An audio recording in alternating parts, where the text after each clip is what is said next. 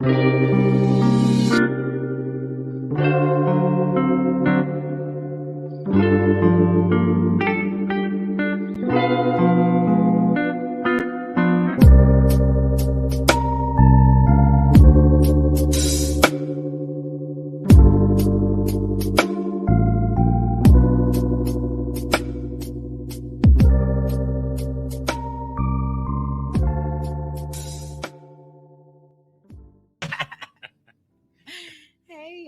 do I never be set up on time, Jesus?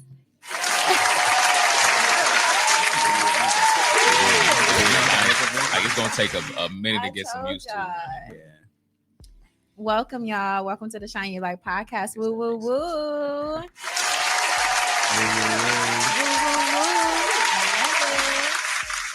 Welcome, y'all. I'm so excited for y'all to be here today.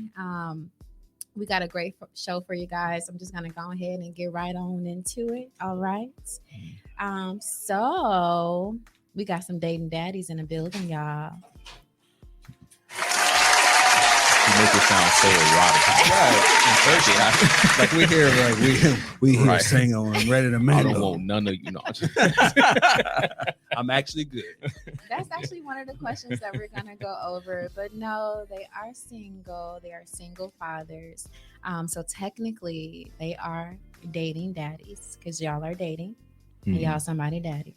Amen. Won't he do it? All right. I'm someone's father. All that good stuff. All very that mature.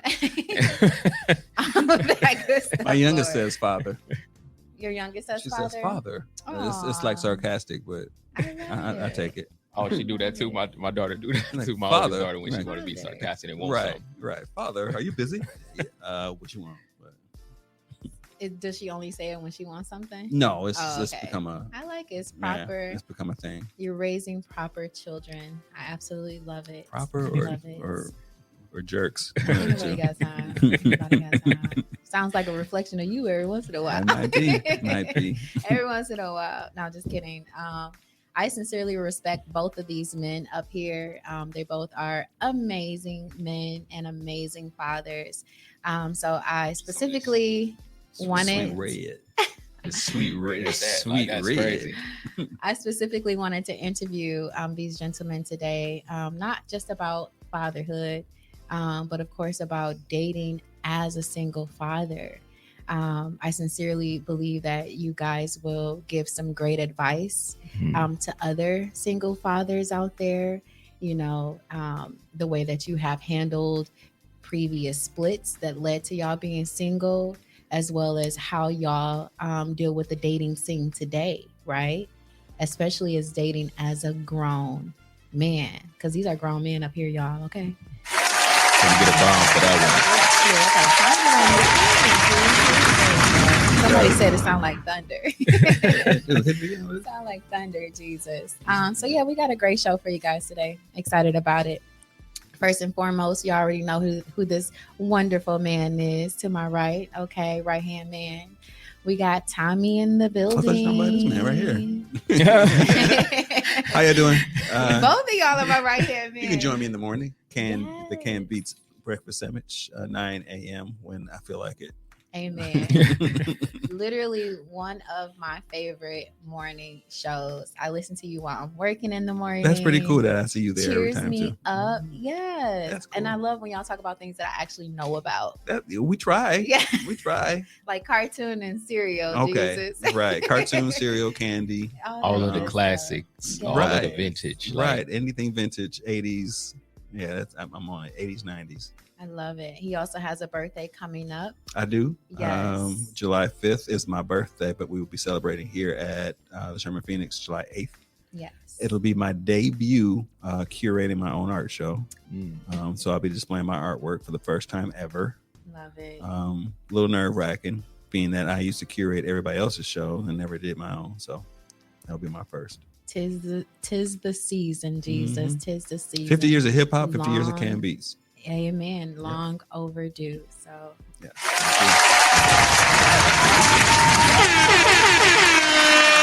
I'm so excited about it. Oh my goodness. And then of course, we got Ty the Guy in the building. Y'all know him as my number one co-host, all of that good stuff. Also the owner of Visionary Financials, does a whole bunch of things. So welcome, Ty the Guy. Yeah. Thanks for having me as always. Yes. I need all of that. Of course. All of that. That's the energy right there. Yeah. Bring it up. Amen. Can I just mention this Yes. this sweet wine that you Oh, show them the Father's Day gifts that I got them, ladies. We came to be a guest, and she yes. bore gifts. Yes, of course. Sweet read. Happy Father's Day, ladies. Make sure y'all get these fathers. Oh yeah, I'm finna get them. We finna get. It's gonna be some wine time in the building. We need to be turn from fathers to daddies and get some brown bags. Just wrap them up. Drop the D's to the Z's real quick. But Once ladies, I'm saying. yeah, Jesus. Ladies, make sure you are treating the fathers in your life as kings, right? You want to be treated like a queen on Mother's Day. They deserve it as well. And the more you treat them like kings, and the more that you show them how valued, they are and how valuable they are, the more they want to walk in that role and in that position. Amen. So I just want to show y'all how much I value y'all and how much I appreciate y'all. So thank y'all so much. Thank you. It feels good to be appreciated. Absolutely. Absolutely, Jesus. Yeah. So how y'all doing today? I am taking a break from fatherhood to be here. Oh. How was that? Aren't your kids grown? Yes, this is my weekend to have my daughter though. So okay, I love that. She's actually, this is not a week. It's during the school year. It's 1 week on, 1 week off. So I love that we have one man here with grown kids and then one man here with smaller babies, right? Yeah. I think you guys are gonna give different perspectives, right? I believe so. Yeah, I believe so. I think I've been in his shoes before, so I think I'm foreshadowing for you. Yeah, pretty much. Yeah. At least from the girl dad perspective, because I have 3 girls. Okay. Yeah. So before I get up in y'all business, which I love doing, amen. Love digging in their business, right? With purpose. We do it with purpose, right? And that's crazy. We weren't able to do that for you on Mother's Day because you always avoid it. But I got something for you. Though I welcome questions, right? Because there's a whole lot in here, and it may not be revealed if y'all don't do the digging on y'all end. Yeah. But that's on y'all. But I got that axe, so I'll definitely be. We gonna chop at the bits. Let's get it. Yeah. Let's get it. And I hope some great people learn some great things from it. I know they will. That's the purpose for it, right? I don't just want to know y'all business. I want to know the lessons that y'all have learned, right? Doing God's business. Amen. Won't he do it? All right. So no cards today. We freestyling a little bit, just a little bit. Ain't no such thing as freestyling in the world. You got a whole book. Shout out to Axe Housing, y'all. Shout out to Axe Housing. I went to an event really quick. I went to an event the other day with BMO Harris Bank, Axe Housing, and 101.7 The Truth. When I tell y'all, they gave out some great information, some great resources for first-time home buyers. I met the marketing executive of 101.7. Shout out to Maya on the marketing team as well.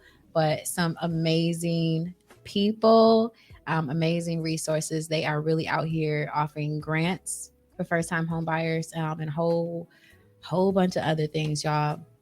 One of the main things I kept saying is that we don't know what you don't teach us, right? A lot of us don't know. So definitely go to Axe Housing website if you guys are in the market to purchase a home and find out what grants and what options are available to y'all. And shout out to 101.7 The Truth, because that's my favorite radio station. And Jesus, yeah, amen.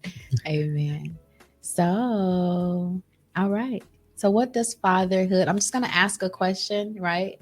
And it's going to be presented to the table. So what does fatherhood mean to you gentlemen? Fatherhood for me means everything, because usually we have to conform to any type of circumstance, any type of situation, every personality. There's a lot of adjusting that has to take place. Personally, for myself, when people get to know me and they see me in my role as a father, they always, give compliments, about it. And they'll be like, oh, I wish I had a dad like that, but I've told them that oftentimes I wasn't taught how to be a father. I've learned along the way, but I also took some of the experiences that I had when I was young. My biological father, left when he was 9. My mom remarried in the early 2000s, but he came learned more in the late 90s, and kind of took on that role of us. So it was like what I did was took how I felt as a child and the things that I missed out on and said that I wanted to be everything opposite of that, so it would kind of fill that void for my children. Yeah. To where fatherhood to me literally means everything. We just have to conform, and that's just a part of that journey. Amen. I was actually one of my questions too. I wanted to ask to compare how you are as a father to how your fathers were to you, and we can dive a little deeper into that. But first, Tommy, what does fatherhood mean to you? Both of y'all are girl dads, but you only have girls, right? Only girls. Yes. Only girls. Yeah. So you're a protector. That's a blessing. Provider. Yeah, I think it's just funny because somebody asked me the other day, and I'm no longer in the manufacturing child business anymore. So what happened, Tommy? What happened? Vasectomy. So do you recommend other men who no longer want to have children? Do you recommend that they get that? My decision was made based off of my wife at the time. Her health depended on it, her life depended on it. So if she were to have gotten pregnant again, it would have been detrimental. So, which again speaks volumes on your character. Sacrifice. She was she could not get her tubes tied because it was too much. She had 2 C-sections, so it was too much tissue damage. So she looked at me. She was like, "You got it." During the C-section, I remember her looking at me. Dad, you gotta make a decision. I was like, all right, here we go. How did you feel about that in that process? I know that's kind of that's a manhood thing. You kind of making that big sacrifice to not being able to produce. Mm-hmm. What was the mentality? What was the emotion behind that decision? That's funny. I don't remember having an emotion behind it. I remember just knowing that's what I needed to do. Now, it's funny how stories are different. I don't know how your relationship is with your ex-wife. My relationship with my ex-wife is still pretty healthy, but the perception of the story is always different. You know how you watch those sitcoms? Yeah. That's not really how the story went. This is how the story right. That's how all our conversations are. And she says that I was talked into doing it. I don't remember being talked into doing it. I just did it. I mean, it wasn't like I had thought anything about it. I didn't think about having kids anymore because I had initially wanted 5. And that's the ongoing joke throughout the family. It's like, Dad wanted 5 kids. But 3 was fine. I didn't want a boy. If I had a boy, I had a boy. If I had a girl, I had a girl. I didn't have a preference for gender. So I think the continuity and the normalcy of having a male figure in my children's life was very important to me. Having them have my last name was very important to me. Having them be have the same mother, have the same father, that was very important to me. I didn't want me having a vasectomy. That just meant that I just wasn't gonna. I'd be veering off the importance statuses that I placed before me. I didn't want to have another mother of my children kind of thing. I guess that was just a decision I made. I don't know, but just being present and being in her life was very important to me. So I think what it means to me is just being present. Like you said, there's a lot of things that you do as a father, and people say, man, I wish I had a father like that or whatever. Or I don't know if you get this, you get a lot of accolades for the things that you do as a father. And I'm like, This is normal. This This is is normal, this yeah. is what it's supposed to be. Don't give me. Yeah. You know, I don't deserve any props for Yeah. what I would do. What's supposed to happen because the bar is set so low. I want to make sure that I'm doing what I'm supposed to do. That's right. All the time. I do think y'all deserve props. I understand, saying that because, like you said, it's automatic. You know, this should be your natural position in your child's life. But, even as a mom, it's appreciated when someone recognizes that you're walking in the road, even if it's one you're supposed to be walking in. Mm-hmm. You know what I'm saying? So I think it's just a shame that's like that being a good father is such on a small spectrum. Basically. Well, no, the window of the what do you call it? The comparison to what the opposite is so bad that whatever you do as a good father is outstanding. Like that's a generational thing. I've got a lot of free things because I had my kids and with me all the time, and they will be like, you know what, I got it, man, just go ahead. Like it was always like that, and I've seen it like, this is what I'm supposed to be doing, but at the same time it's free, so it's like, hey, but hey, thank you, my daughter stayed with me, so right. I love it. Right, just being somewhere out and you sitting down and having dinner with your kids or whatever, you're out to eat, and I'm like, man, it's so great. I'm like, eating dinner, like what? Like I'm out. I think our Black men, y'all were presented with so many different obstacles. That a lot of them didn't rise up to be the men and the fathers that God designed them to be. Mm-hmm. So when a lot of people see men, rising to that occasion and walking in those roles, it's just applauded even the more because of the obstacles that they had to fight through. Even the term rising to the occasion, like, but imagine, like sounds like a movie, right? It's real, though. And I get that, but it's real because imagine a Black man, imagine an Asian man, imagine a white man, and imagine the different lives, you know what I'm saying, that they were living 50 years ago. The Black man had a lot of rocks on him that he had to lift up in order for him to lift up. So it is applauded a little bit more. It is, it's just looked at, in that light as it should be. And I want to say this because we are on this topic. And I want to shout out Courtney and Simone, by the way, and Destiny, like close people to me who have seen, the work that I put in and the energy that I do put in as a father. I don't look for no Father's Day gifts or celebration or anything like that. And they know me. I don't celebrate holidays, people who know me. So they have, they have made it their business every year to make sure that they do that, for me. And I had to eventually accept it because I was a little bothered because I'm like, look, I don't do it. But they would do every time a gift, right? The gifts was so meaningful to where it moved me, because at the end of the day, as fathers, we don't get to be in an emotional place. And sometimes we do feel like we're taken for granted. Sometimes we do feel underappreciated, in those moments. So I do appreciate them for always making that sacrifice. And the other day, because I told you they did it early on Thursday, like it was very a moving moment for me because me having my daughter now, she presented hers and everything she said broke me, and it was just, we were vulnerable together. So those type of moments, what I'm saying, I appreciate the most is the results from behind the gifts, so. I love it. We appreciate y'all on the Shine Your Light podcast. Okay. I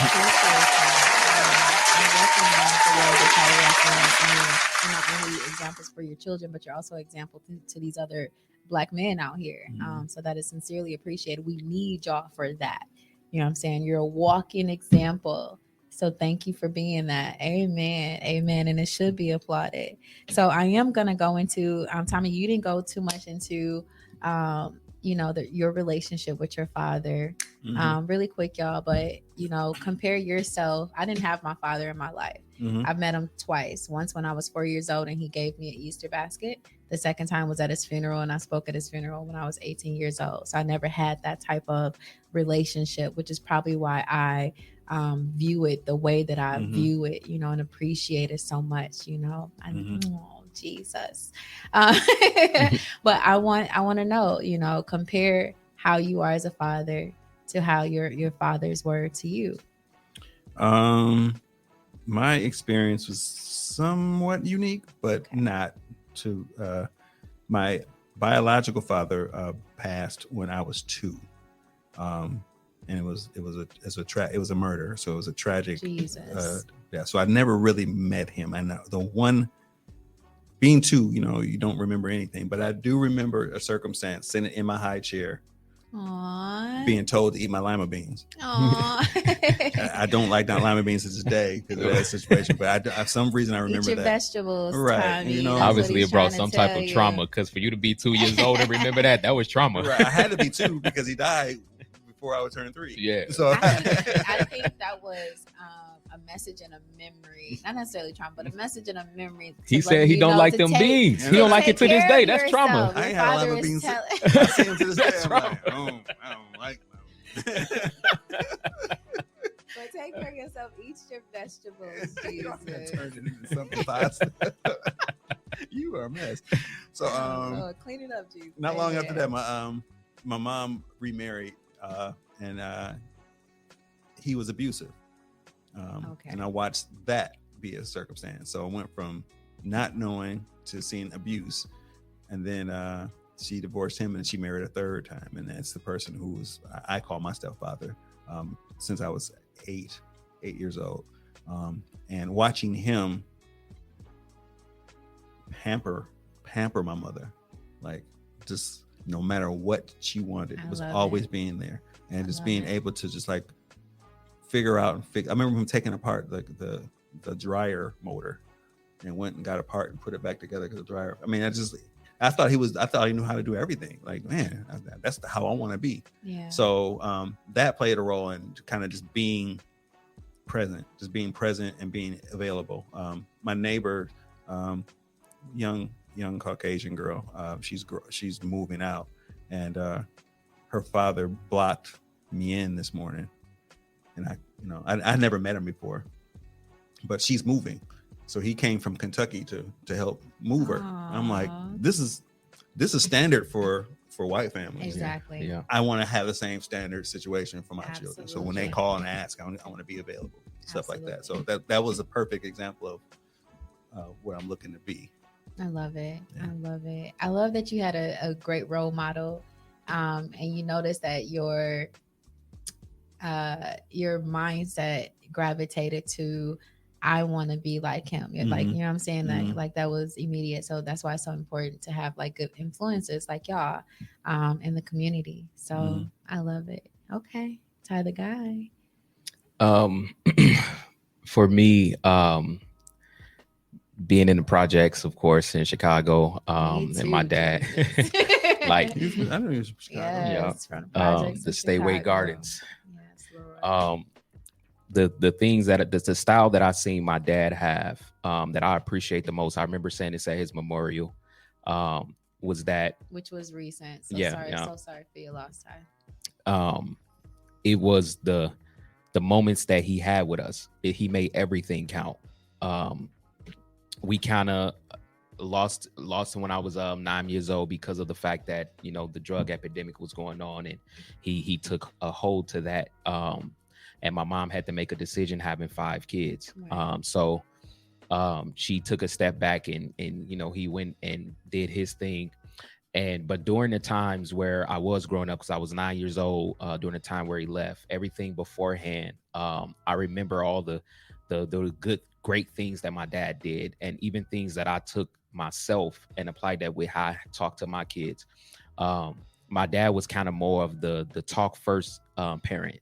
He was the one that kind of would tell you, explain to you what you did wrong, and kind of give you a choice to correct it before he take the extra necessary step. Oh, I love that. Okay. And with that, I always remembered that in my mind, Right. like how much I appreciated that growing up, Right. because he made us feel like we had a voice. Yes.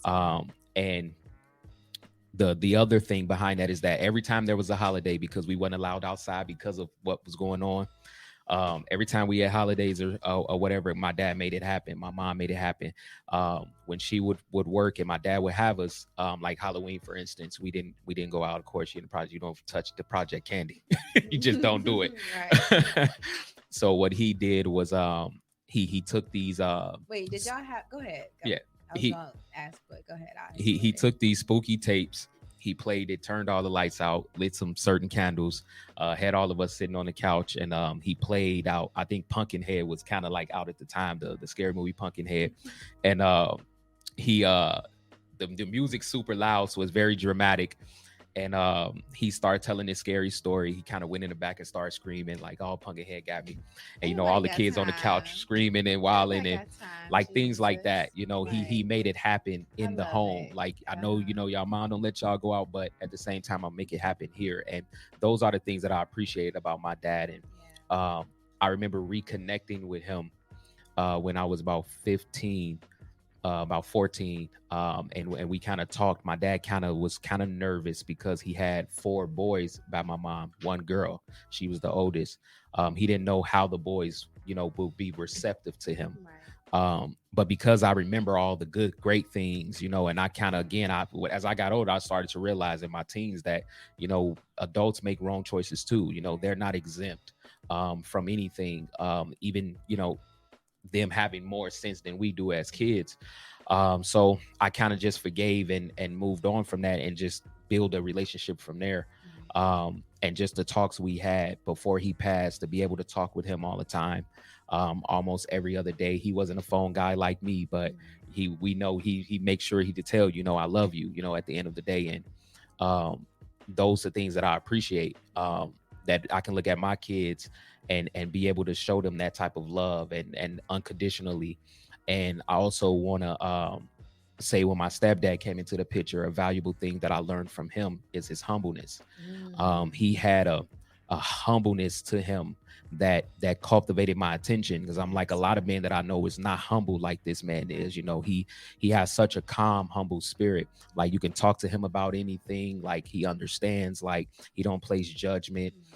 Those type of things I appreciated from him, and I call him my dad too, because I've learned something. I struggle with humbleness at times, so I'm like, to be able to have a man in your life that, I definitely I definitely do, just in certain situations. I understand. I understand. But to be able to see him move in that way, and me learning from that, I remember telling him, like, you one of the most humblest men I know. Gravitate towards humility, and being humble.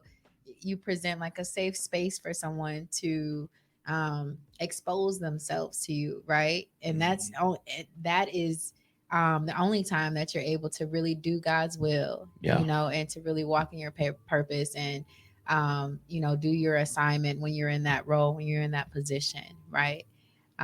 Nobody wants to come up to someone who deems themselves as high and mighty, because the higher you are, the lower you can fall. Amen. Something like that. I don't know. Go something like that, Jesus.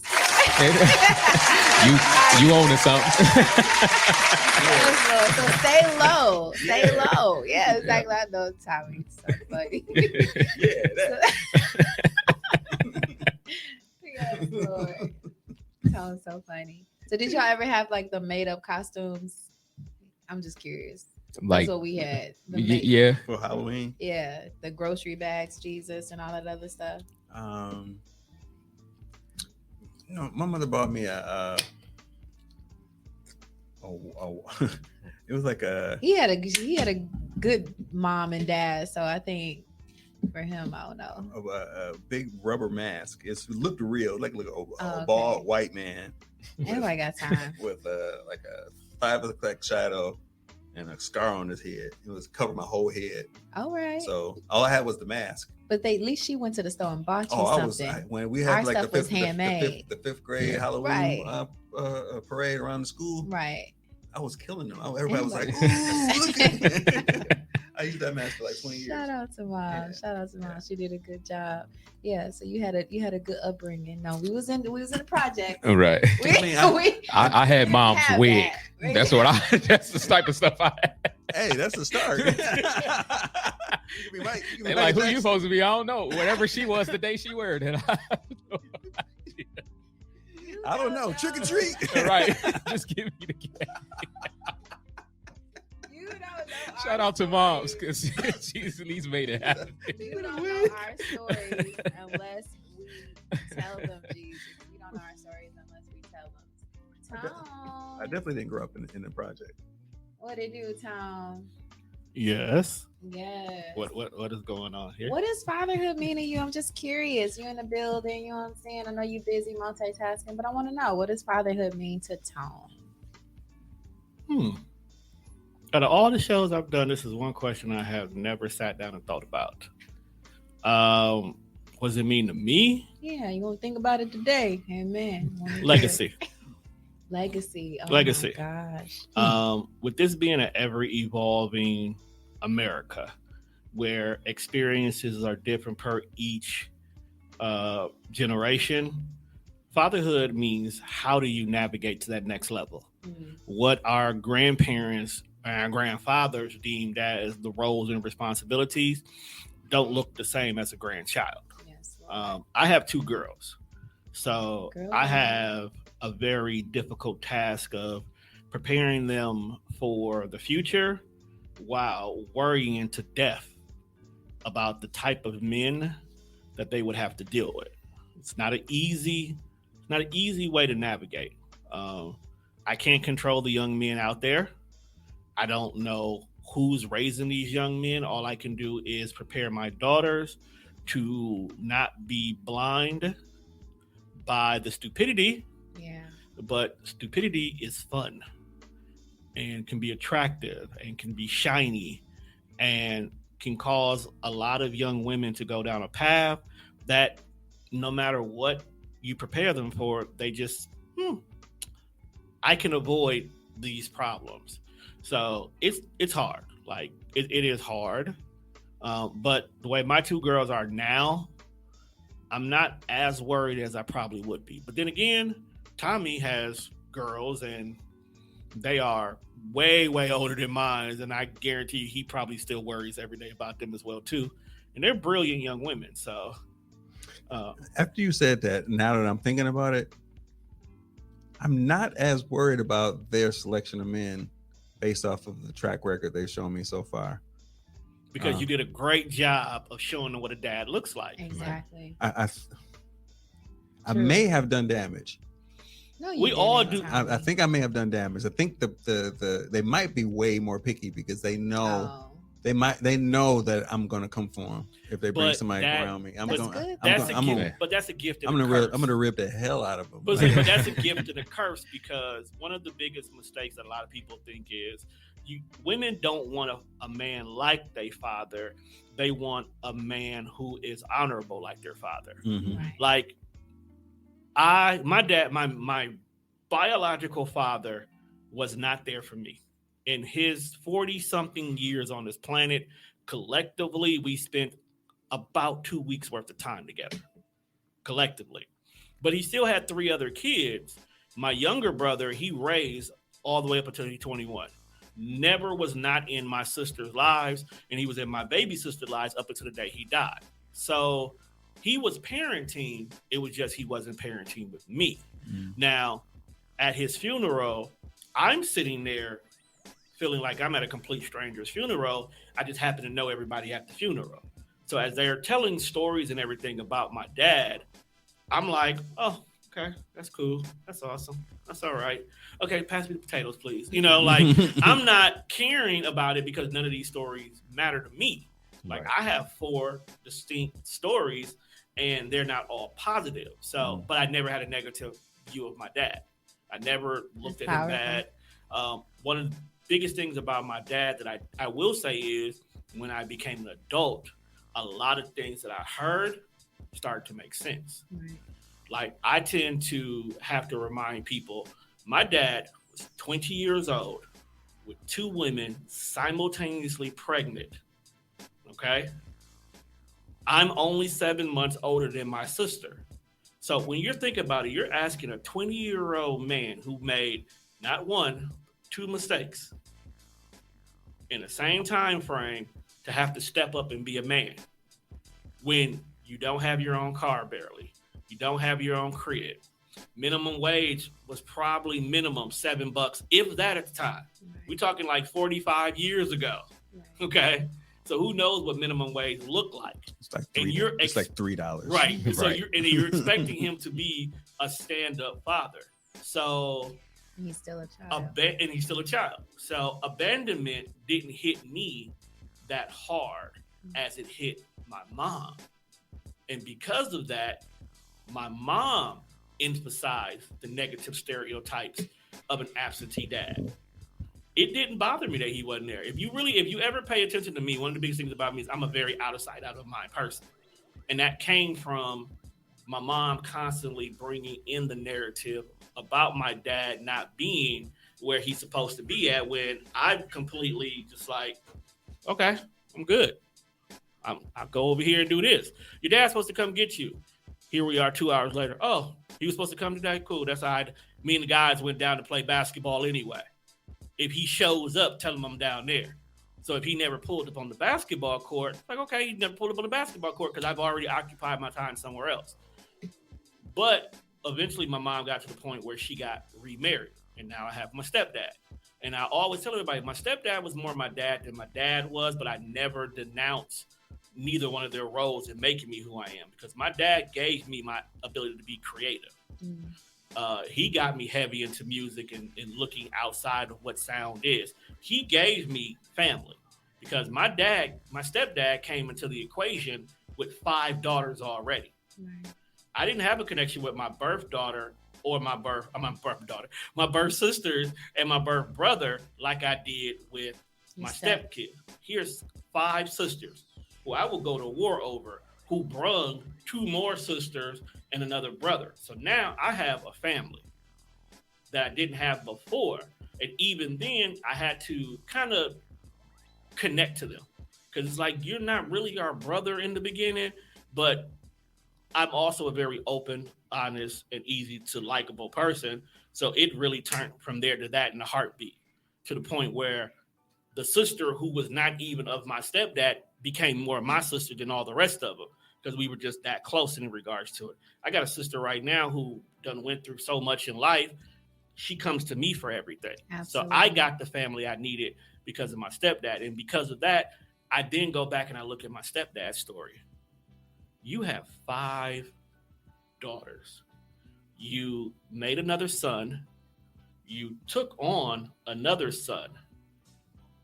But your ability to be a good father to your girls wasn't the best, because you left 3 separate, different situations and settled in this situation.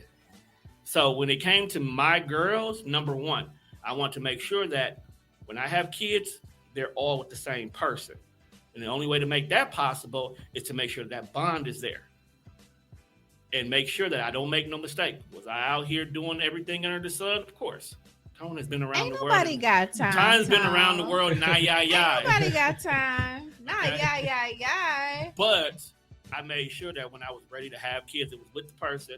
97% of my lustful ways was out my system, and this is who I was going to be with. That's where I stayed at. 97%. One thing I will say that I'm human. Ain't nobody got time. Human. One thing I will say that y'all all have hit on, though, is the positive role of a stepfather. And I feel like a lot of stepdads probably don't realize the impact that they have on those stepchildren. You know what I'm saying?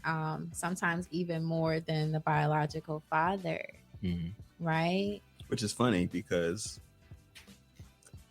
as a divorced father dating, which we about to get into. I'm finna get into all their love lives. You find out that I'm finna get into their business, their love lives. Go ahead. You find out that the dating pool, single women, are primarily women who have children from a previous relationship, and you have to make some decisions on,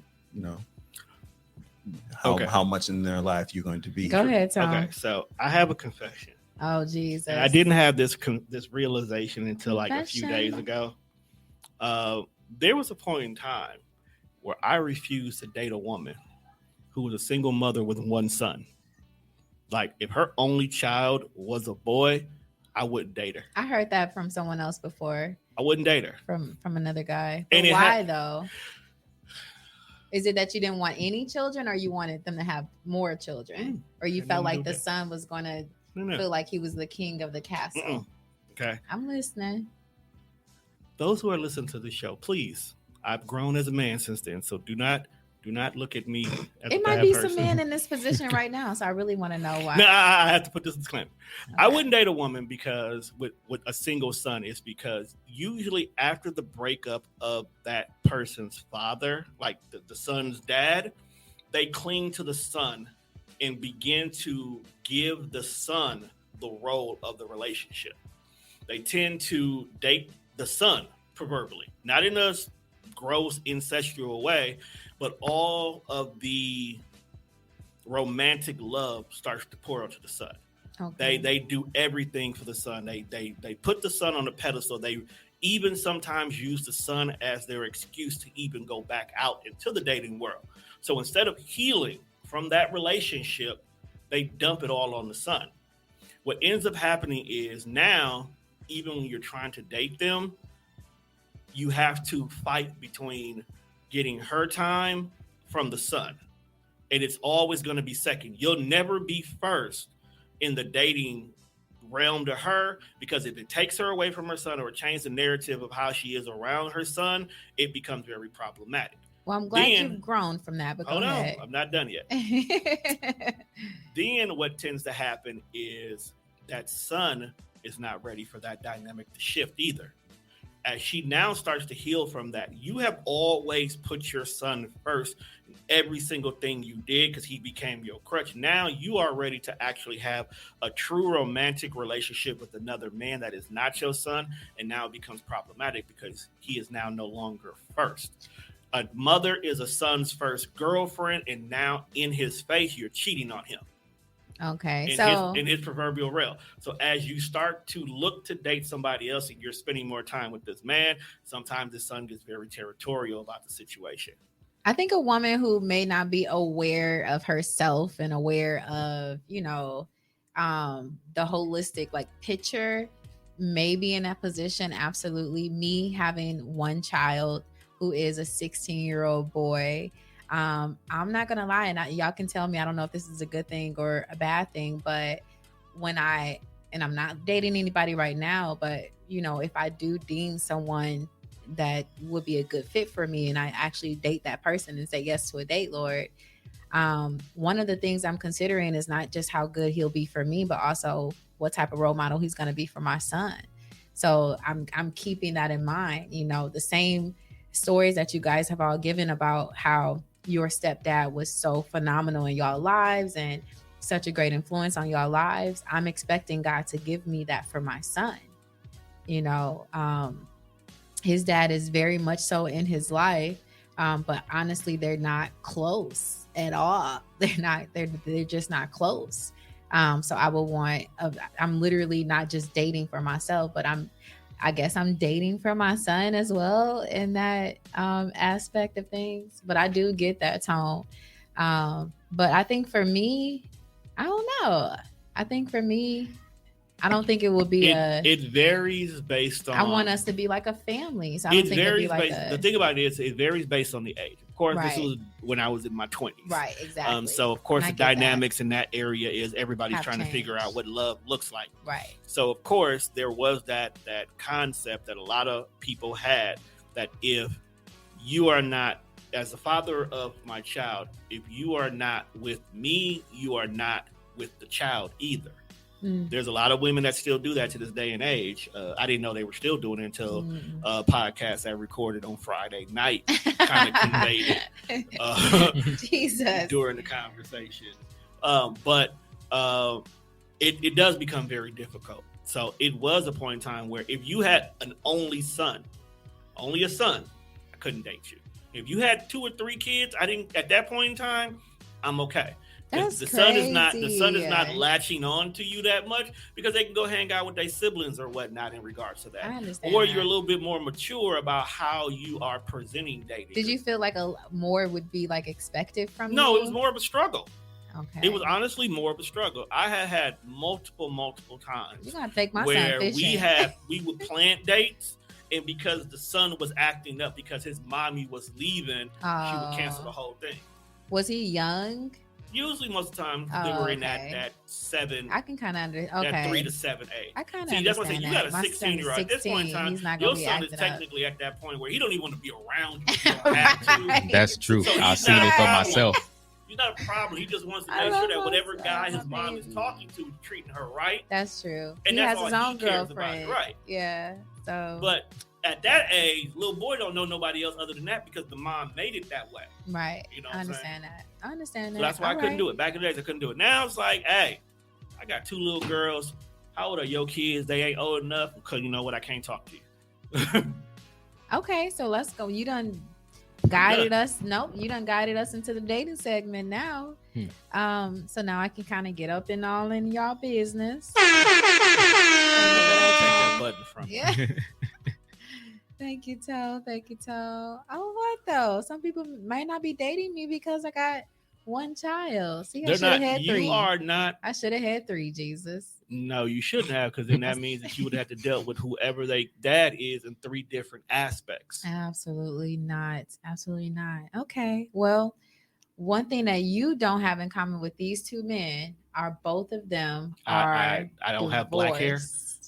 Both of these gentlemen up here are divorcees. I'm sorry to hear that, my guy. No, I won't say that. The divorce is not a bad thing. Yeah, I'm appreciative. A lot of people look at divorce as a level of failure. Yeah, I don't look failure at it like that. It's not failure, it's just pivoting. Exactly. Like, because had Tommy not got divorced, I would not have gotten this awesome business partner here. So her loss is my gain. Amen. What you doing? Amen. But all of y'all have dealt with separating from a woman that you've had children with. So do y'all have any advice to either advice to your younger self or advice to other men out here who may be in the process of separating from women who they don't necessarily belong with? I'll go first because I'm about to step out the room. Go for it. Let's go.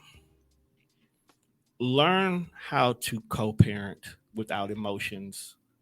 And the reason why I have to say that is because a lot of times when you're walking away from a relationship, whether it's a divorce, it's in a long-term relationship, or it's just grasping the concept that this experimental dating that birthed a child is ending, learn how to be able to co-parent properly. A lot of times as men, we are not prepared to have a kid.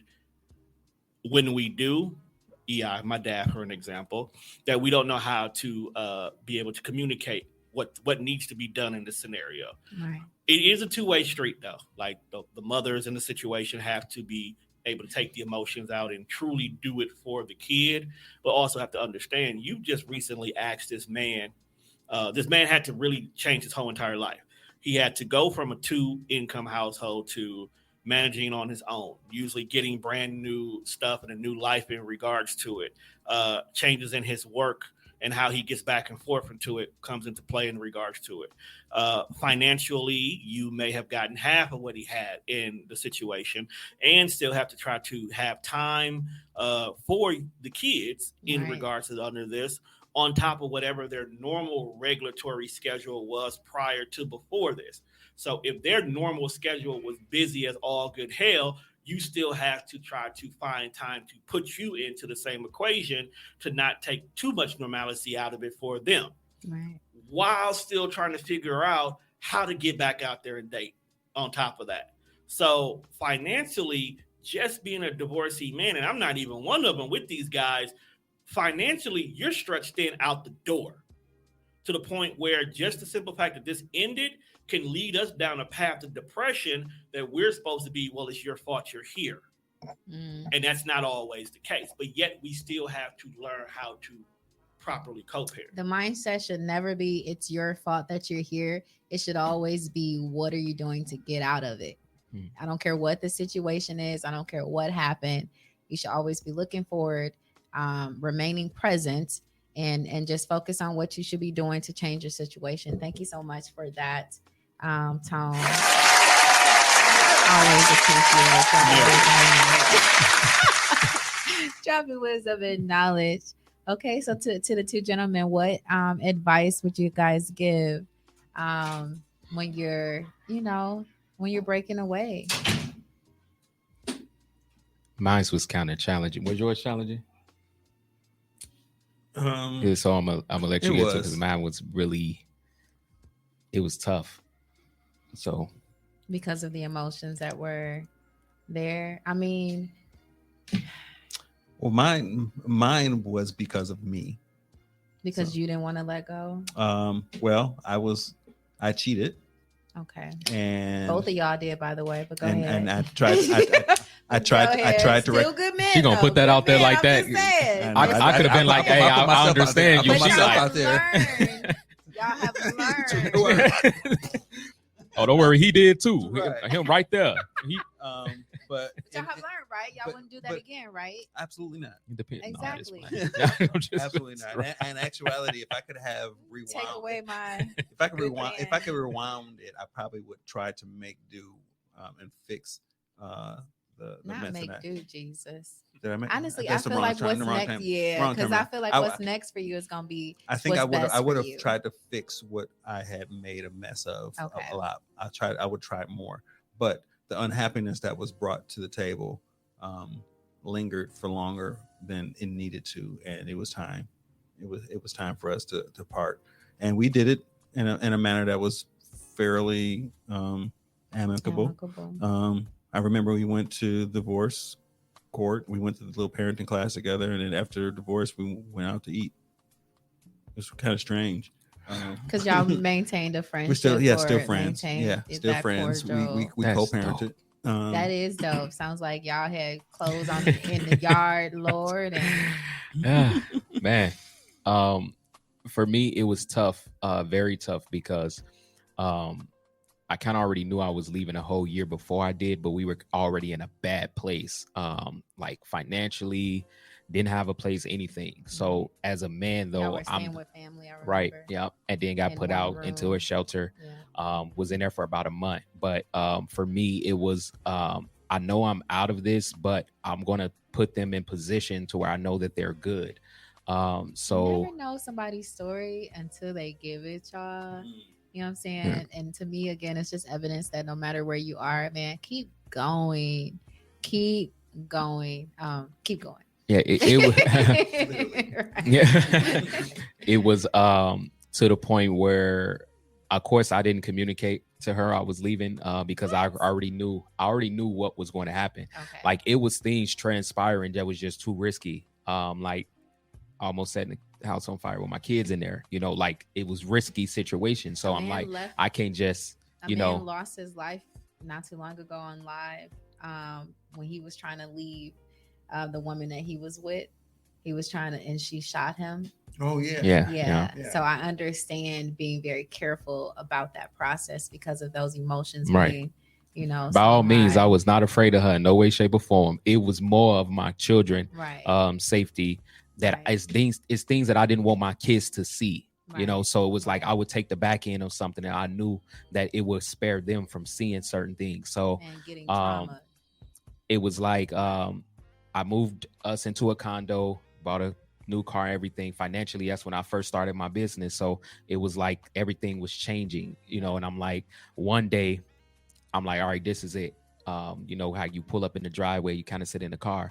And for me, it was like, all right, this is it. And I didn't have a plan. I didn't have what I was going to do, where I was going to go, none of that. I just knew that staying in the home was hurting the kids more than me just walking out and leave. Right. So I just did the phone call. And of course, she was reluctant. And people can talk about the phone call, but like I said, it would have been physically in in that position, it would have been way uglier. So I'm like, the phone call was necessary. To have a little, to be able to have their own time, calm down a little bit before that first, physical interaction with each other. Right. So I understand that. And everything was taken care of. Bills, everything was paid up. I my guy worked at Renaissance Building, so he made sure she was able to afford everything, and I Right. still made sure things was good. But And I like how you just said that too, even though y'all split because y'all have kids, and I'm sure you did the same thing. Mhm. You still made sure that woman was straight, mhm. right? So I respect that about y'all. Where ahead. it became hard, it's because I was already, of course, in the emotional place. Right. I'm battling my kids because of what I believe, again, a father is and should be. I never anticipated the challenges that, as far as a mother would kind of try to force you out. Mhm. And that's when it kind of went dark for me, because I didn't want my kids to see everything that was going on. So what I did every time I had them, we go in places. I want them to be kids. Right. But in that, Love I neglected a lot about how they felt and their understanding. My daughter was old enough to understand. She was advanced for her age. So it was a time where God pulled me to the side and was like, look, you need to have a talk with her. You Right. know, my daughter was like yin and yang, Yeah. inseparable. Like that's just how we were. And the change went from me being in the house and now out the house. I remember even going in, dreading going in. She comes out of her room. We already separated my child's mother's in my son's room, and my daughter, she had her own, but she comes in there with me. And I would just get up and try to leave back out because of the atmosphere. And she, where you going? My daughter's the type, where you going? Who you going with? Yeah, Can I communicate go? I with want to these go kids. too. These And kids know. Don't leave um, them in the dark. Go ahead. I decided to take her out to Denny's to talk. Right. And she's 6 years old, and I'm like, Yeah. I never really got a chance to, know how you felt, about everything and what was going on with you. Yeah. And she was kind of reluctant because we was like in a public setting. But we always made this pact with one another. We each other's best friend. We gonna talk to each other about anything. So I don't really hold back when I talk with her. Right. And she told me, she said, I felt like I was by myself and alone now. That I didn't have, you anymore there for me to support me.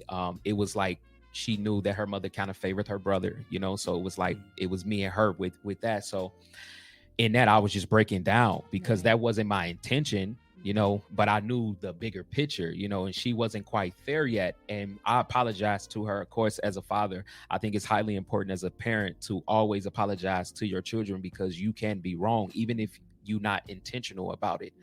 And everybody in the place started crying because they seen, the vulnerability that we had. And after that, I vowed more to spend more that time with her that I did before, with the talks that we would have.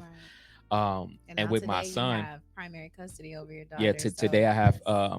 that custody of her. And again, it's like she just started back to that little 6-year-old girl, Yeah. like that 5-year-old, Right. 4-year-old, how our She relationship needed her was. Like, daddy. it's amazing. She So needed her father. um So yes. my son, though, he was young, so he kind of didn't know kind of much was going on. Right. And plus he was kind of like breastfed, so he was like mama's Mama's boy. But then there was a time where when he got about 3 or 4, he started looking for my approval, because now I'm putting all the energy into my daughter, because I'm trying to make sure she's okay now and everything is getting better. But then now my son over here, it's like, hey, what about me? And because I thought he was just fixated on fun. Right. And God tell me, like, you need to talk with him.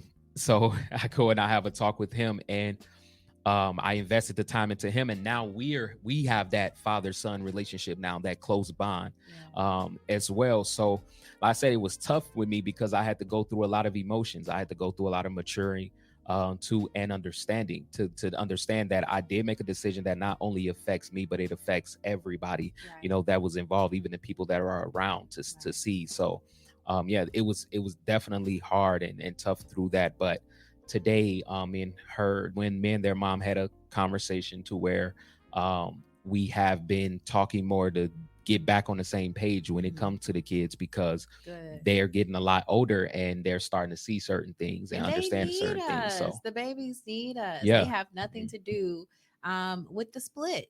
It had nothing to do with y'all adult relationship.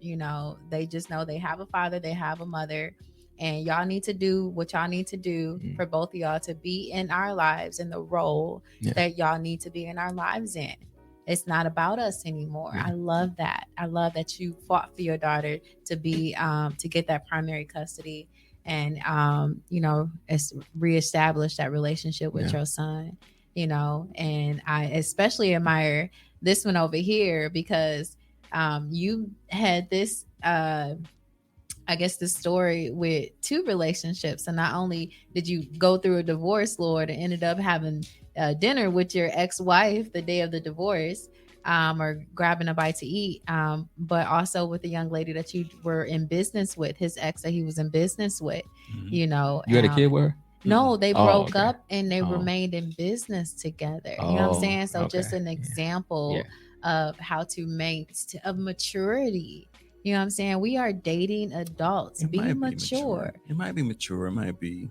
Yeah, it was mature. I feel a little petty up in there. But was you just holding on, Tommy? Ain't nobody got time now. No, I did share with one of these platforms that was initially the idea. The idea, okay. The idea was like, well, this ain't over. So, but it still is. A level of maturity. Yeah, see? And maintaining that mutual respect. Whether it's for your children or for the business that that y'all have built I tend together. to do that often. And actually, a therapist friend of mine had me reflect on why is that the case? Like, why is that? Why are you holding on? Is it hard for you to let go? Are you holding on to exes? Some cancers. I'm actually still like pretty cordial with a lot of people I used to date, which I don't have an intention on spending. I block every ex except for one. I block every ex. Absolutely. I don't want any ties. And even the one that I haven't blocked. When I get into a relationship, I'm real different, y'all. And I'm okay with that. When I get into a new relationship, I don't want any ties to anybody I've ever dated. Absolutely not. It's a no for me. So that's just how I am. Out of my new hubby wubby, Jesus won't have to have any of those concerns or worry about any of those type of things when it comes to me. But I understand being friends with y'all exes, but no. When I'm in a serious relationship with a person, the other relationships do fall off. I don't block them, but I just like, hey, they're blocked. They become like every once in a blue moon type. Yeah. It's not like, I mean, no moons. I know Negroes, so I know why you have to do it. But as a man, we just have to be like, nah, I'm just not on that. It's just my preference. But I mean, I was in a relationship for at least 2 years, and people were like, "Dude, you just fell off the earth." Like, yep. Oh, yeah. I mean, everybody got cut off. My focus was on the relationship I was with. So. All right, y'all. Thank y'all for sharing, those stories and teaching the people. Really quick, if you feel like those emotions are stirring and you're breaking away from your child's mother, it's okay to do it over the phone. All right. It's okay to have that distance. If it's risky. Over the phone. If it's risky, absolutely. And then when y'all feel like y'all can come together, if y'all need other family there, other friends there, be in public, do what you got to do to remain safe. But again, we're dating adults. We should be able to, implement that maturity, when it comes to when it comes to it being time to split, to break away. And if y'all have that maturity, then there should be no issue with y'all going to lunch after a whole divorce. Jesus. I love it. But okay. So, dating daddies, right? That's the topic. Dating daddies. That means, right? Y'all are great fathers, wonderful fathers, but you're also single. I said what I said. How them go together, but I'm about to ask, like, that sounds like a crazy ex or something. Right. Then you got the gunshots to end it off. Like, that's why the phone call had to be made. Yes, here we go. All right. Okay, you brought it back. I need to practice with the buttons, Jesus. Okay, I like my buttons though. Can I put a disclaimer out there? Yes. This is not a thirsty ploy. No, to be not at all. on the show and say, definitely not a thirst trap. No, not at all. Thirst trapping on Shining Light Podcast. Not at it's hard. all. It's hard to try me. Now, I will say, like these men have stated, both of them have previously cheated in relationships. but they learned their lesson. They're no longer operating like that, right? They're no longer operating in that space. So I can respect that. So what I want to know is, two men who were previously divorced, has that like scared y'all away from the dating scene, or has it made you more cautious, or has it made you more prepared? Would you say, like, has it equipped you to be a better person to date now that you've learned all of these lessons? I think I am a way more prepared person to date now than I was prior to my divorce.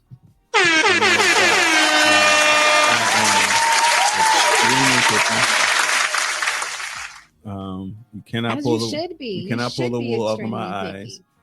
picky. I've been through the phase of post divorce, run the streets. Yes, I mean, Tommy ran the streets. I mean, Tom. I was hey, Tommy with the Tommy. I feel like he ran the streets with like nerdy women though. Why you say that? Like he went out here with these. I wouldn't with no hood rats. No, I didn't have the hood rats. He was the roundaways. I think Tommy has a thing for the roundaway girls for sure. You think so? I think so. I feel like they would like not toxify you, Jesus, but like bring the bad out of you just a little bit. I feel like you're attracted to that. Nah. No? Nah. Trouble. I do like a wholesome reading, intellectual, funny, attractive. You know, I like that. Okay. I do like that. I want you to be able to spice. Stimulate my that is spice to me. Okay. Stimulate my mind. Let's have some conversations. Let's it. actually try some new stuff that we've never tried before. Ooh. I'm old, man. I'm about to be 50, so I've lived life. So 50 is not old. July 8th. Yes. July 8th. July 5th is his birthday. Event on July 8th. I'm excited about I've lived it. life already, so yeah, I not necessarily looking to settle down. The best is yet to come. Hey, I'm very, very mild mannered in my search for a mate. So and we've had discussions about that. If what's right presents itself, then you'll be okay with settling down. It's just that. Mm-hmm. Okay. Right. I mean, dating, like now, the definition of dating in the Black community, we got to be clear on what that means. Like, because there are Black people think that because we are dating, we are exclusive. No, you have to have that conversation. Right. Yeah. So for sure. Still being single, still dating, but not. But also don't be intimate with this person and think they're not going to catch feelings for you. And, you know, a lot of women no intimacy? No intimacy. A lot of women, but that's, to me, that's no, because then you're confusing her. Which is why I feel like men have which is the definition of dating that this is what I believe. I feel like this falls on y'all. And I feel like I feel like this falls on y'all. See the finger start pointing. As far as y'all integrity as men. If you do not see that woman as somebody that y'all can possibly be with on a long-term basis, then you should not be intimate with her, because a lot of times those women, you know, are going to look at it like, yes, we do go together, or yes, you know, I am his. And that's subjective to the moments though too. Whose fault is that? Yours. She invites you in, but then you need to have a conversation prior to her inviting you in, which ladies, don't invite them in. What do you know? You're lowering. You were very like value. Yours. It's my responsibility after we've already established that no, this is not a relationship. This is where I am in my life, and this is where I'm going with it. If this is the choice that you want to make, this is where we are right now. Do y'all really have those conversations? Huh? Yeah. Do y'all really have those conversations? Though, absolutely. Prior to intimacy? Absolutely. I'm overly honest, so I've had conversations like that. When I was in my hurt space for those 5 years, it was made clear and abundant. You smashed at what everything, my- weren't you? No, see, when people say everything, that's not Horrible. everything at all. I was still selective, but I had like a few compromises in between that with the type of hood rat women. But as far as like the type of women he described was the more, for me, it was more long term, you know. So your divorce put you in a space, Sound like right? we had A similar vaulted spaces. space where you weren't looking to marry again. You were just looking. I was fearful. I'm not even gonna lie. Okay. Only because from how things ended, she tried to take everything financially. You know, Right. so it was like I worked really, really hard, with no support from her, in Right. no way, shape, or form. Did not make nothing easy, and you think that you're going to take half, Right. so that was my mentality. So I'm like, I don't want to put myself in a situation like that again, to where I felt like a woman felt like she had that right. Right. You know what I'm saying? Because again, I've already done more than enough after I left, things that I felt I didn't have to do, but I did it because of who I am. So it was like, and on top of that, the situation with the kids to try to force me out of their life. Right, So I right. was kind of already stunned, Right. like in my mind. So I'm like, I ain't getting no corporate, but I'm like, if we just gonna decide we married, that's it. Like that was my Right. mentality until God had to check me. But at that time, in them 5 years, I was dealing with that type. So it was like, yeah, I wasn't looking for anything, just to. I agree. Being overly honest, and being overly honest didn't solve anything. It didn't make anything any Women better. cannot, I don't care what these women out here say, they cannot be intimate with a person without feelings and emotions And I attached to it. I think you saying it's our They fault, can and nowadays. You No, acknowledging I'm that. not saying that it's your fault. I'm saying it's your responsibility. It's your responsibility. So our responsibility not to be intimate with these people, knowing that. Absolutely. Okay. It's absolutely, because it's 50-50. almost I'll take like that you're 50-50. protecting her in a sense. I mean, Because but- you being intimate with her, knowing that you don't want anything more with her, is going to cause damage to her. So Okay, it's your but this is what I'm saying, like, responsibility This why I to say leave it's her subjective to the moment, because keep your legs closed, ladies. That eliminates that entire problem. Let's say you do Amen, have won't he these- do it? Amen, won't he do it? let's say you do have these, I'm just saying. good positive intentions, right? Yes. Things change. Things do Now change. things have That's already different, happened in though. between that, though. You That's see what I'm saying? different. That is different. But that's why I say it's subjective to the moment. It depending on the, the situation, the time, the people. right. That, yeah, I agree with you to a certain extent. If he know Right. coming into it that he has no intentions, yes, speak about that and let her Leave know. alone. Although women still believe what they believe, regardless on Well, what you that's say. delusion. That's different. That has nothing to do with you, and that's not your Yeah. responsibility, especially Right. if you've already spoken your position. Right. Right.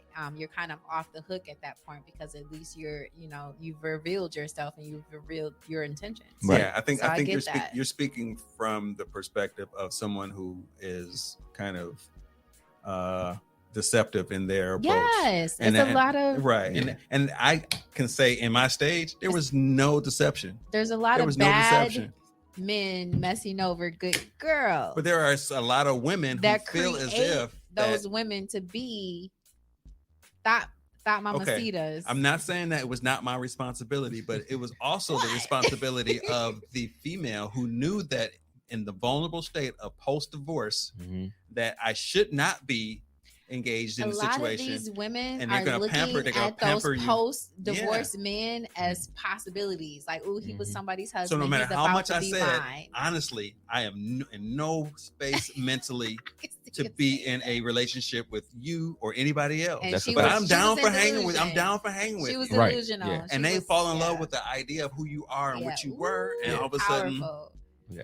Ooh, stop falling in love with the idea had a lot of a those. person. yeah. Yes, so Lord. that's partially Get our to know responsibility. them. But mentally, if you're not there, You know what that's the woman's eliminates responsibility all to of these recognize what she's in. things?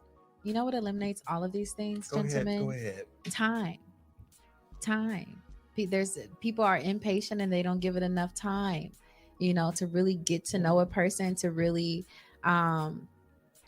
really, you know, allow a person to reveal their true character, their true intentions, and who they are. That would eliminate so much trauma, so many problems if we were more patient and kept our legs closed and opened your mouths and had a conversation. Didn't sound right when I said it. And 6 months ain't enough. Don't believe Steve Harvey. Take some more time. I feel like whatever. I feel like time is irrelevant when it comes to you both being on the same page. If you both are on the same page, you both have those pure intentions, and you both are a good fit for each other. You fit like a glove. Amen. No OJ Simpson, but y'all fit like a glove. Right. Then time is irrelevant in that case, right? Because ain't nobody got time. You know, God has time. So in that case, no, I don't think that matters. But being divorced, it's similar, not the same. So please do not get me wrong with this. It's almost like trying to explain to somebody who doesn't have a child what it's like to have a child. Being divorced and explaining to somebody the mental state that you're in at that moment is very difficult to tell somebody who's never been through the it's like a death. Absolutely. It's like one of the most traumatic. It's a traumatic experience, no matter whose fault it is. You look back and like, that was 15 years. 15 years of life with a person that I shared everything with, no longer with me anymore. Who am I? Like I had a moment where I didn't know who I was. Like I was a dad and husband for 15 years. Now I'm single. Who am I? Like, and then you get the attention of people who recognize where you are vulnerable in that vulnerability and make you feel better about yourself. And that's where you fall into the trap. There's a lot of women that are attracted to not projects necessarily, but like projects. Well, in a sense, like, oh, I can get they see a good man and they're like, oh, I can give him everything that he needs to be whole. But only God can give that man everything that he needs to be whole. Amen. And you're always going to get fragments of what he could be. You know, if that process doesn't occur. So what are y'all, as men who are whole now, as men who know what y'all are looking for now, and men who have learned the lessons that y'all needed to learn in the dating pool, you know, what are y'all running into? Actually, before you even answer that, so this is how I kind of look at the dating pool, right? There's people, because I want to see where y'all are first before y'all answer that question.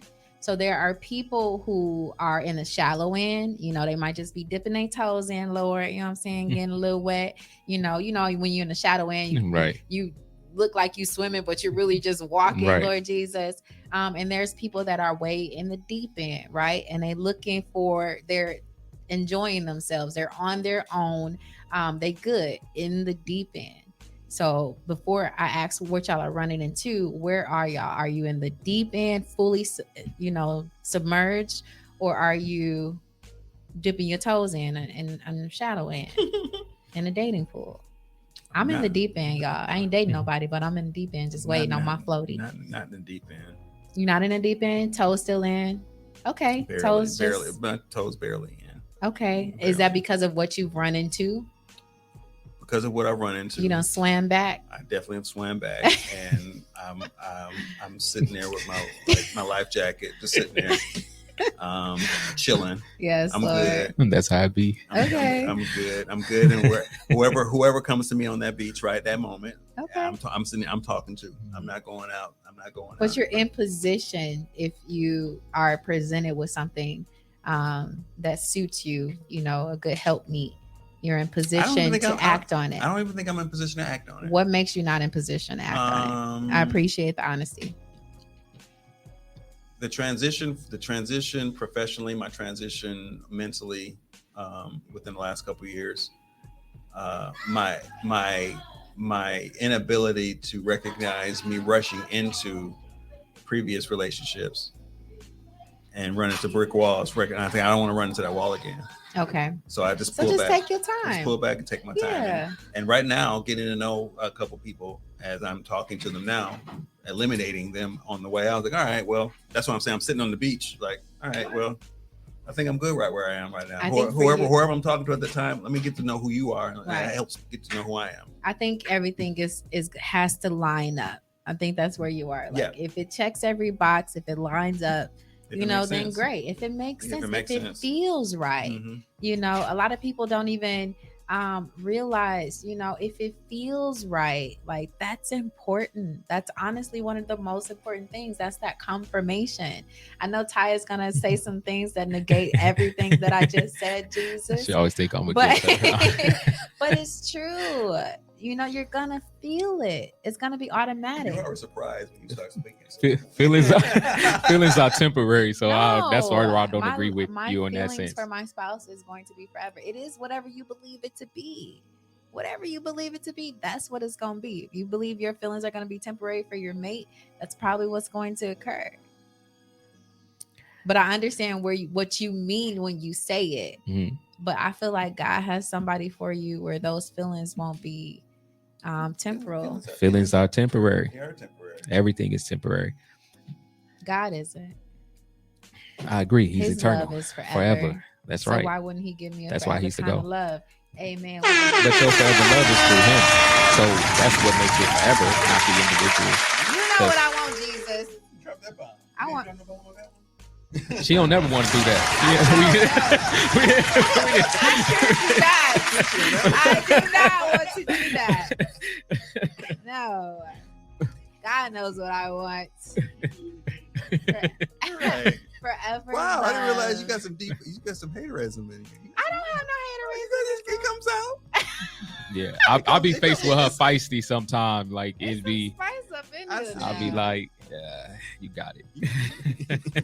Okay, so what are y'all running into? I know where y'all. Well, where are you? Are you in the deep end? I'm in the deep end. Okay. I'm always deep end because of the fact that submerged. Only because this time me going through the hurt of the 5 years or whatever, I've got a lot out of my system. Yes, Lord. The 2 years I spent after that was me pouring into myself, me understanding what it means to be a husband, the role, what it means to have that type of wife, her role, etc. Like I've learned much more and what to do now, right. Opposed to feeling pressure. Like I felt the pressure of the church before when I got married the first time. The second time it was like for me is the patience. Don't allow anyone to pressure you into a relationship or marriage, y'all. I was young and of course, young minister trying to do things God's way, just turned down $2 million on music. So it's like, I'm going all in over here. So I'm definitely going to put my, best foot. So yeah, I've learned the difference between church programming and what God is actually saying. So right now it's the patience. Like I want to see all of you, everything. I want to see you 100%. And in me seeing you 100%, I would know, what I'm saying, at that point, when it's time. And that's what I'm allowing. I'm allowing the obstacles. I'm allowing circumstances. How you handle me when I'm going through something. Right. You know what I'm saying? That's like, important. What's your response to that? Like, feel safe. Absolutely. So, that's very important. Like that. So I am all the way in, but I'm mindful about it in the process too. I'm not just picking up anything along the way. Like sometimes when you want to get those precious things, you got to dive all down to the deep end, to that bottom. Right. And that's where you see the pearls. Oh, I love that. Bars, yeah.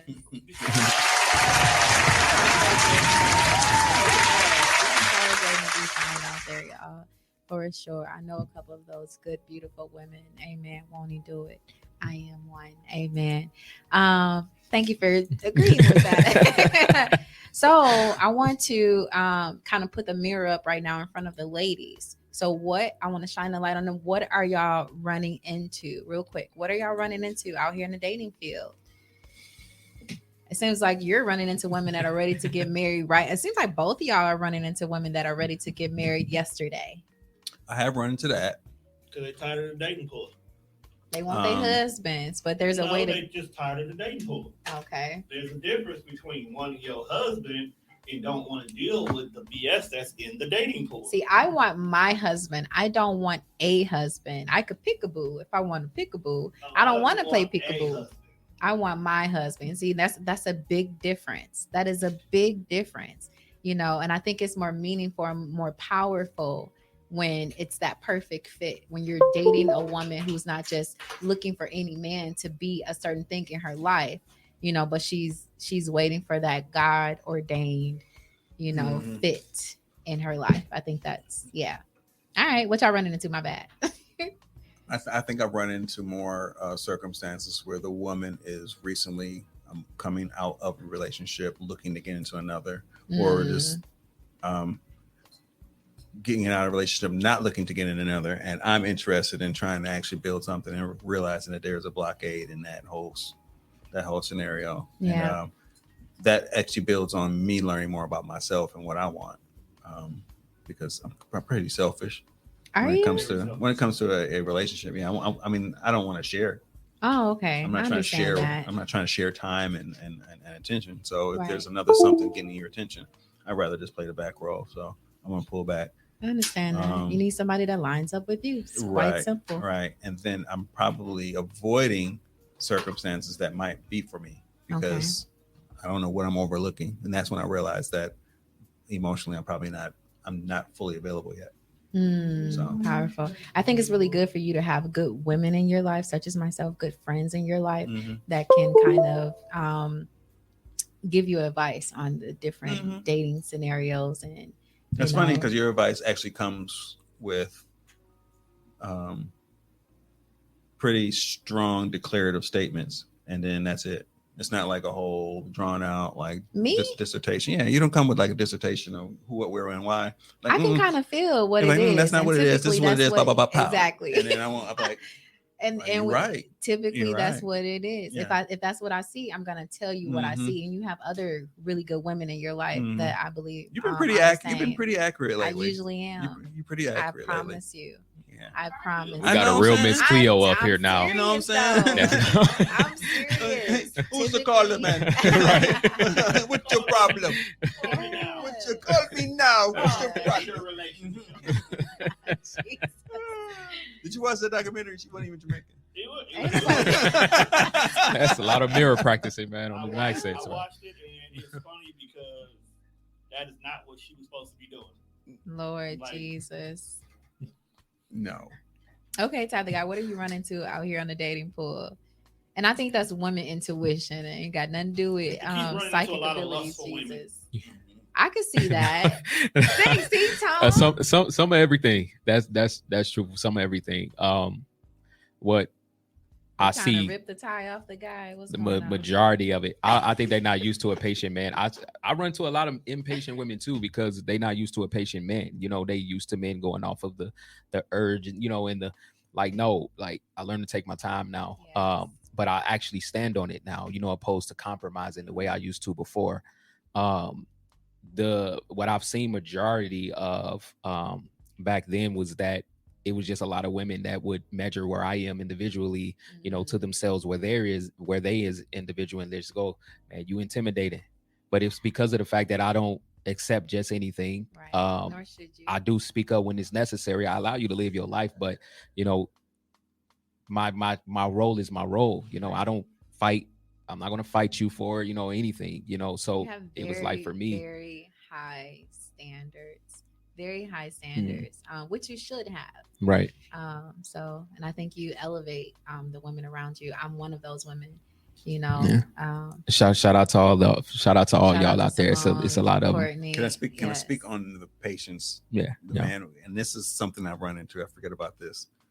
Of being patient and being respectful of the women who always have men who are at them, and being the one who's like just playing the role of being confident. Sound like friend zone. No. Seriously, like still looking to build a relationship with the person, but because you are moving slow and not sexually intimate with them, or actually acting like you're sexually intimate with them looking at you like, what's wrong with you? Those are women that aren't even in position to receive their husbands, though. But I've run into that. I'm like, are you gay? Like, because I'm not having sex with you? Right. Because that's what they're used to. That's what they're used to. And they don't appreciate a man that wants more. I want to say, like, I'm not a typical gentleman, but I try to be the gentleman role. Like I've been through that whole stage. Like I've been through the stage of just let loose. I'm just, all right, this is how I'm gonna approach this. This is what women want. Right. Apparently, some women don't want that. They want you. Some women aren't used to it. That's what it is. They're simply not used to it. They want an aggressive. I think there's a time and place for everything. Yeah. But those particular women, they're just not used to it. They'd be fine though. They be fine. They'd be fine. They'd be fine. They'd be so fine. Sometimes. But you can give them what you want while still like protecting yourself and honoring your intentions. Yeah. Right. So okay. So do you have anything that y'all want to say to the ladies out here? You know, you're dating daddies, grown men that are dating. So any advice that you want to give to the ladies as To all the ladies in the to the place ladies. with styling greats, Yes. allow me to lace these lyrical. Yes. One, I would say to appreciate a man with patience. Absolutely. Mm. You know, first and foremost. Because the ladies, honestly, if he's quick to try to get in your pants, you're probably not the only one. So keep that in mind. But go ahead. I don't know. Like I'm stuck. I'm literally stuck. I am actually about to cross Are the you threshold. stuck in the dating pool? Go ahead. No, I'm about to cross the threshold of being a 50-year-old man who was actually cool with just being a single 50-year-old man. And like I have one friend that I can build a relationship with. I will work with that. I think you're just actually good. enjoying life. And if what's right presents itself to you, then you would take advantage of it. Mhm. But in the meantime, you're just enjoying life. I'm Nothing enjoying wrong with life. that. I'm actually becoming more in tune with my artistry. I love I'm it. actually doing more. I'm actually way more creative than I ever have been for some reason. I love it. It just kind of came out of nowhere. And typically that's when you find the right one, where you're not even looking for them. Where they come and like, oh, you're so talented. That they start to kind of, and I don't want to hear that either. I'm just doing my thing, and you know where that goes, that goes. So I'm good. I'm good. And I had my daughter, my middle daughter, on the Canned Beats breakfast sandwich not long ago, and one of the questions from one of the women in the audience was, "How would you feel about your father dating someone new?" And she said, "It depends on who it is." I love that. Would you allow me to set you up on another blind date? Don't do it.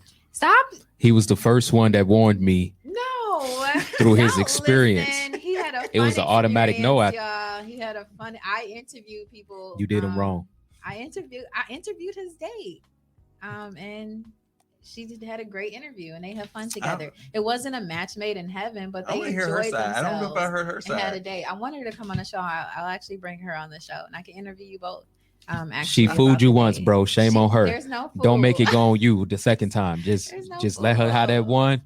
Take the L, bro, and stay on the beach. It's like love connection. Stay on. Love connection. Hey Chuck, I'm good. I'm gonna go out on my own. We're done with you. don't even do it, bro. Anybody got time? He had fun. It was a fun experience. It was a fun experience. Would you allow me to pair you on another blind date? Hush, Ty.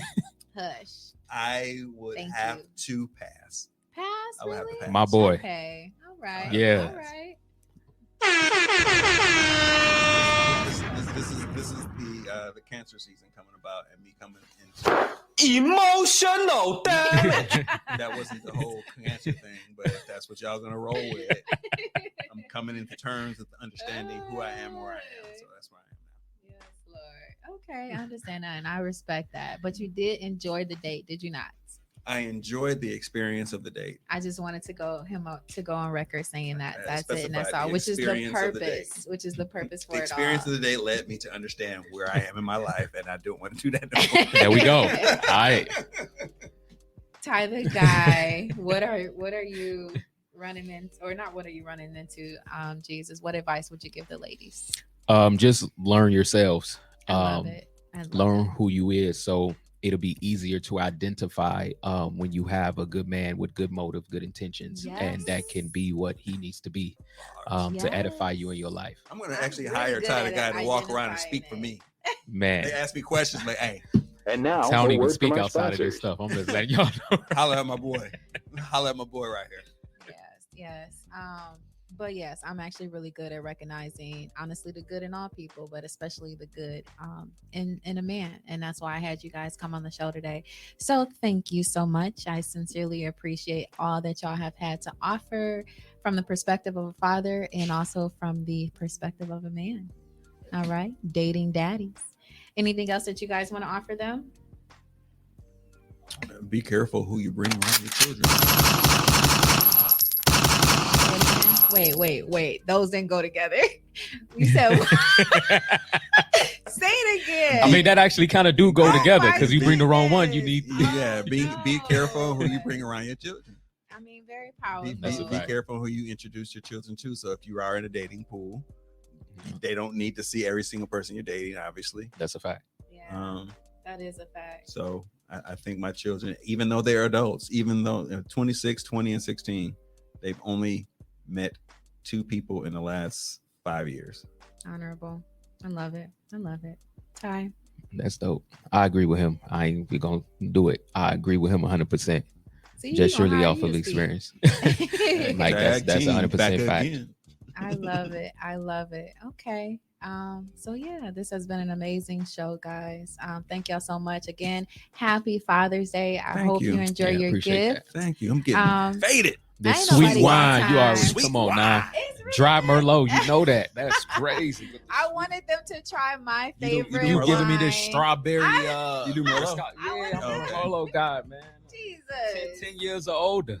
Maybe the ladies will like it, but happy You're trying to set us up to Day. actually get some sweet wine with some sweet Right. Jesus. It's another date employee that she got going on.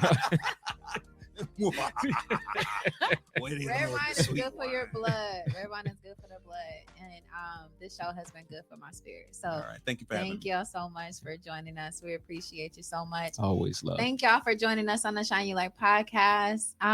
Is Tone here? Oh, I there got we you. go. Until next time, we will see y'all soon. Bye.